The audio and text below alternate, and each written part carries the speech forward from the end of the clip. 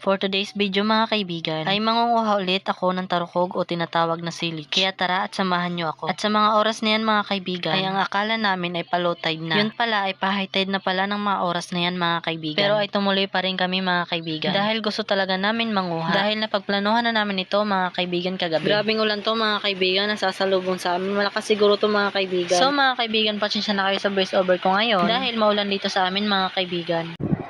So mga kaibigan, ngayon lang tayo nakapag-video dahil grabe ang lakas ng ulan mga kaibigan. At ito na yung nakuha ko mga kaibigan. Medyo marami-rami naman. Tarukog siya at halo-halo.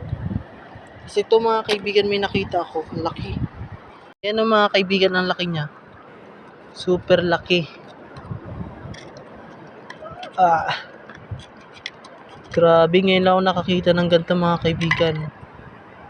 Wow, laki niya mga kaibigan. Malabo na yung camera natin mga kaibigan.